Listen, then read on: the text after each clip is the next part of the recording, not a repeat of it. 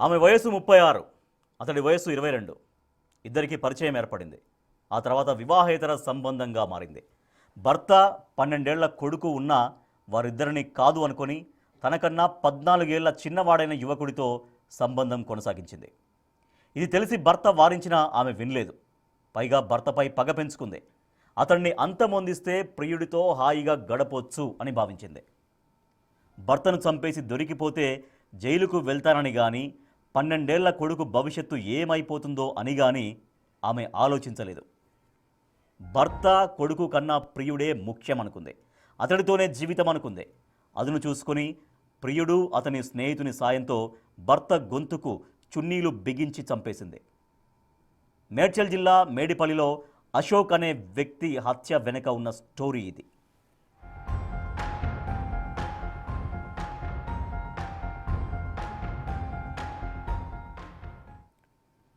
మేడిపల్లిలో Ashok murder కేసులో సంచలన విషయాలు బయటకొచ్చాయి.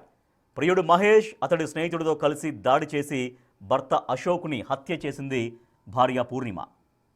ఇంటి పక్కన అద్దెకు ఉండే 22 ఏళ్ల యువకుడు మహేష్తో పూర్ణిమకు చాలా రోజులుగా వివాహేతర సంబంధం ఉంది. ఈ విషయం భర్తకు తెలియడంతో ఇద్దరి మధ్య తరచూ గొడవలవుతున్నాయి. తీరు మార్చుకోమని భర్త అశోక్ భార్య పూర్ణిమను హెచ్చరించినా ఆమె వినలేదు. పైగా భర్తను హతమార్చాలి అన్న నిర్ణయానికి వచ్చేసింది. ప్రియుడు మహేష్తో కలిసి భర్త హత్యకు ప్లాన్ చేసింది.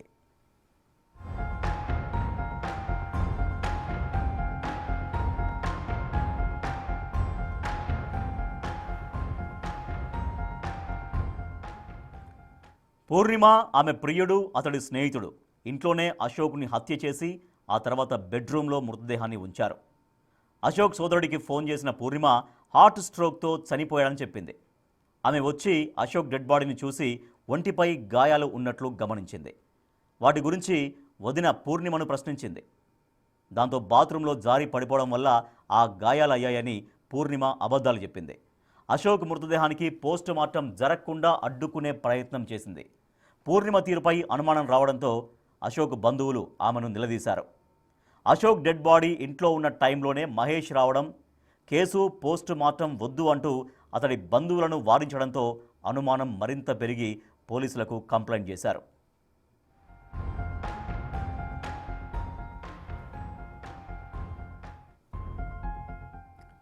పూర్ణిమను పోలీసులు అదుపులోకి తీసుకొని ప్రశ్నించడంతో ఆమె అసలు విషయం బయటపెట్టింది.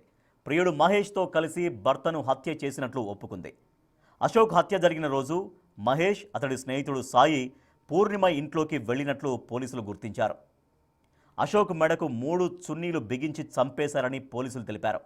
అశోక్ను హత్య చేశాక గత 10 రోజుల్లో మహేష్తో పూర్ణిమ చాటింగ్ చేసినట్లు గుర్తించారు పోలీసులు.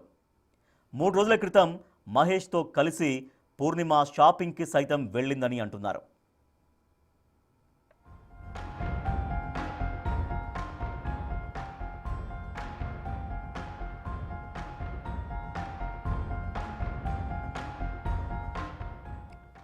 అశోక్ హత్య కేసులో మొత్తం 3 అరెస్ట్ చేశారు పోలీసులు. పూర్ణిమ, మహేష్తో పాటు అతడి స్నేహితుడు సాయిని కూడా అదుపులోకి తీసుకున్నారు.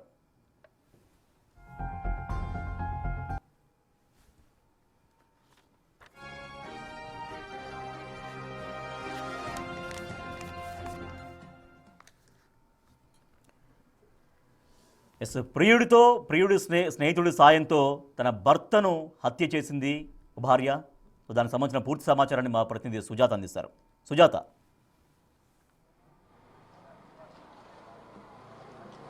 రాజేష్, బృందావన కాలనీలో 11 రోజుల క్రితం జరిగినటువంటి ఘటనలో పూర్ణిమ తన బాయ్ ఫ్రెండ్తో కలిసి భర్తని హతమార్చింది. ఇక్కడ గమనించాల్సిన విషయం ఏంటి అని అంటే, ప్రేమ గుడ్డిదని చాలామంది చెప్తూ ఉంటారు, కానీ వయసుతో కలర్తో సంబంధం లేదని చెప్తుంటారు. కానీ చాలా వరకు ఇవన్నీ కూడా అక్రమ సంబంధాలకి దారి తీస్తుంది అని చెప్పడానికి రీసెంట్ డేస్లో జరిగినటువంటి ఘటనలతో సహా పూర్ణిమ కేసు కూడా ఒకటిగా చెప్పుకోవచ్చు. ఎందుకంటే పూర్ణిమ వయసు 38 సంవత్సరాలు, తాను ప్రేమించినటువంటి మహేష్ వయసు 22 సంవత్సరాలు మాత్రమే. వీళ్ళిద్దరి మధ్య 14 సంవత్సరాల గ్యాప్ ఉంది.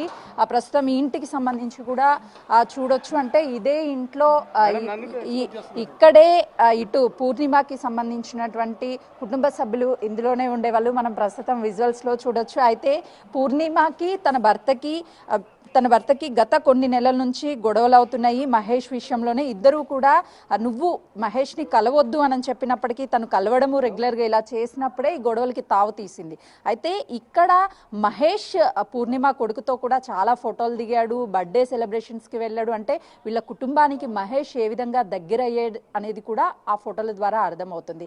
మహేష్కి పూర్ణిమకి 14 సంవత్సరాల గ్యాప్ ఉంది అని చెప్పే కంటే కూడా పూర్ణిమ కొడుకుకి 13 నుంచి 14 సంవత్సరాలు ఉంటాయని చెప్తున్నారు. అంటే ఆల్మోస్ట్ మహేష్కి పూర్ణిమ కొడుక్కి ఒక 10 to 12 years గ్యాప్ ఉంటుంది. అంటే ఒకవేళ పూర్ణిమకి కొడుకు ఆల్రెడీ ఉండుంటే మహేష్ అంత ఏజ్ కొడుకు కాకపోయినా అట్లీస్ట్ 18 to 20 years బాబు ఉండేవాడు. అలాంటి వ్యక్తితో అక్రమ సంబంధం ఎలా పెట్టుకోగలిగింది? భర్త అంత ప్రేమగా తనని చూసేవాడు, తన కోసం ఒక స్కూల్ని కూడా పెట్టించాడు. అలాంటి భర్తని మోసం చేయడమే కాకుండా భర్తను కూడా ప్రియుడి సహాయంతో హతమార్చింది అని చెప్పేసి ఈ విషయం చాలా లేటుగా వెలుగులోకి వచ్చినప్పటికీ చుట్టుపక్కల ఉన్నంత వాళ్ళంతా కూడా ఆశ్చర్యానికి గురి అవుతున్నారు. అదేంటి అశోక్ ఎప్పుడూ కూడా చాలా మంచిగా కనిపించాడు, అందరితో బాగా మాట్లాడతాడు, కానీ పూర్ణిమ పెద్దగా ఎవరితో మాట్లాడేది కాదు అని కూడా చుట్టుపక్కల ఉన్నటువంటి వాళ్ళు చెప్తున్నారు. అంటే ఇక్కడికి మనం బిగ్ టీవీ వచ్చి మాట్లాడించే ప్రయత్నం చేసినప్పుడు చుట్టుపక్కల ఉన్నటువంటి వాళ్ళంతా కూడా ఇక్కడికి వస్తున్నారు కూడా ఎవరు మాకు తెలియదు అని చెప్పే ప్రయత్నమే చేస్తున్నారు. చూడొచ్చు అంటే అటు చుట్టుపక్కల ఉన్నటువంటి వాళ్ళు మహిళలు కూడా బయటికి వచ్చారు. ఎప్పుడు పూర్ణిమ బయటికి వచ్చేది కాదు, ఎవరితో మాట్లాడేది కాదు అని చెప్తున్నారు. కొంతమంది ఉన్నారు, అన్న మీకు ఈ మర్డర్ గురించి ఐడియా ఏమన్నా ఉందా, ఎప్పుడు జరిగింది ఏంటి అని చెప్పేసి? అయితే చూస్తున్నాం కదా, అందరూ ఇక్కడ మీడియా రావడము, ఇలా మర్డర్ జరిగిందని చెప్పడం, వార్తల్లో చూసి ఇక్కడికి వచ్చామని చెప్తున్నారు. ఎవ్వరూ కూడా మాకు తెలియదు అని చెప్తున్నారు. అయితే మహేష్ చాలా ప్లాన్ ప్రకారమే ఆమెని ట్రాప్ చేసి ఉంటాడు అని చెప్పేసి తనకు ఉన్నటువంటి ఇన్ఫ్లుయెన్స్ కావచ్చు, తను సోషల్ మీడియాలో పోస్ట్ చేసినటువంటి ఫోటోలు కావచ్చు, వాటన్నిటికీ అట్రాక్ట్ అయ్యి, ఎందుకనంటే ఒకవైపు అశోక్ మార్నింగ్ వెళ్తే సాయంత్రం వరకు కాలేజ్లోనే తను కష్టపడి మళ్ళీ తిరిగి ఇంటికి వచ్చి ట్యూషన్ కూడా చెప్తాడు భార్యతో కలిసి. తనకి టైం కేటాయించడం లేదు, తనకి దూరంగా ఉంటున్నాడు అని ఎలోన్ ఫీల్ అయినటువంటి టైంలోనే మహేష్ ఈ కుటుంబంలోకి ఎంటర్ అయ్యాడు. ఎప్పుడైతే ఎంటర్ అయ్యాడో కుటుంబాన్ని మొత్తం కూడా విచ్ఛిన్నం చేశాడనే చెప్పుకోవచ్చు. ఒకవైపు ఇప్పటికీ అశోక్ చనిపోయాడు, తను పూర్ణిమ జైలు పాలైంది, కానీ కొడుకు మాత్రము ఇదే ఇంట్లో ప్రస్తుతం మనం చూసిన అమ్మాయి ఇక్కడ మర్డర్ జరిగినట్టు మీకు తెలుసా? మాకు తెలియదు మేడం. ఎక్కడ ఉంటావు నువ్వు? మా ఇల్లు ఇక్కడ బృందావన కాలనీ. ఇది కూడా బృందావన కాలనీ. 11 రోజులు అవుతుందనంట, అందరూ కూడా చర్చిస్తున్నారు. మీ దృష్టికి వచ్చిందా? మాకైతే తెలియదండి. చూస్తున్నాం కదా, చుట్టుపక్కనే ఉంటారంట, కానీ వీళ్ళెవ్వరికి కూడా ఇంకా చాలా మందికి ఈ విషయం తెలియదు. ప్రస్తుతానికి ఇదే ఇంట్లో సెకండ్ ఫ్లోర్లో పూర్ణిమ కొడుకు, అత్తమామ, పూర్ణిమ కొడుకు, పూర్ణిమ అమ్మ, నాన్న, దాంతోపాటు అశోక్ చెల్లి, తన బావ ఇంకా కూడా అదే ఇంట్లో ఉన్నారు. 11 రోజుల క్రితము ఈ మర్డర్ జరిగినప్పటికీ దాన్ని 11 రోజుల పాటు తన గుండెపోటుతోనే చనిపోయాడు అని చెప్పేసి పూర్ణిమ నమ్మించింది. కానీ ఇప్పుడు సడన్గా తనని హత్య చేసింది ఇదే ఇంట్లో. చున్నీలతో రూమ్లోకి తీసుకువెళ్లారు, చున్నీలతో బిగించారు, ఆ తర్వాత చంపేశారు అని చెప్పేసి మహేష్ వాళ్ళ ఇంటి దగ్గరలో రెంట్కుంటున్నారని చెప్తున్నారు కదా, ఏం చేయాలో కూడా మహేష్ అనే వ్యక్తి ఇప్పుడు ఎవరైతే తన హత్య చేశాడో అతను వాళ్ళ ఇంట్లో రెంట్ ఉంటాడా, వాళ్ళ ఇంటి దగ్గరలో వేరే దగ్గర రెంట్కుంటారా, లేకపోతే వాళ్ళ భర్తకు కూడా ఆయన పరిచయమా, ఎట్లా వాళ్ళ కుటుంబానికి ఆయన దగ్గరయ్యాడు?